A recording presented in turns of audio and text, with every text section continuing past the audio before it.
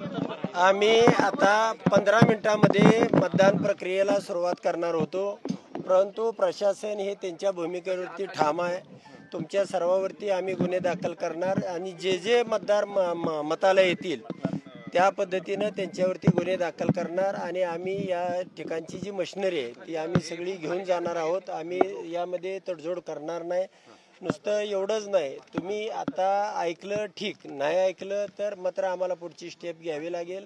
त्या ठिकाणी पुढची प्रशासनानं स्टेप घेतली तर तुम्हाला सगळ्या गावकऱ्यांवरती गुन्हे दाखल होतील आणि या ठिकाणी काही दंगल झाली, लोकांनी दगडफेक केली तर त्याची जबाबदारी तुमची राहील। तुम्ही स्वतः आमदार आहात आणि या ठिकाणी तुम्ही 2 दिवसापासून तळ ठोकू नये, परंतु आम्ही अशा पद्धतीनं तुम्हाला मतदान करू देणार नाही।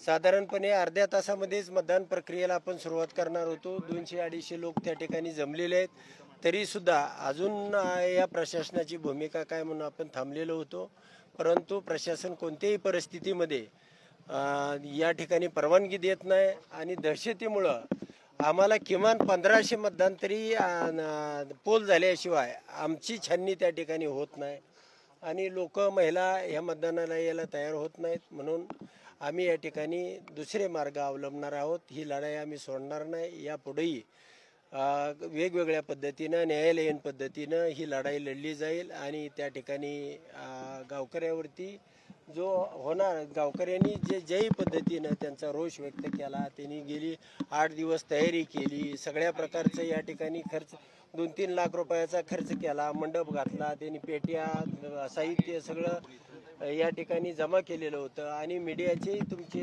प्रिंट मीडियाचे लोक त्या ठिकाणी मतदानासाठी प्रत्येक टेबलवरती बसून आहेत। पण या ठिकाणी प्रशासनाची भूमिका अशी आहे की एक जरी चिठ्ठी तुम्ही फाडली आणि एक जरी मत पोल झालं तरी तुम्हाला आम्ही या ठिकाणी कारवाईला सामोरं जावं लागेल।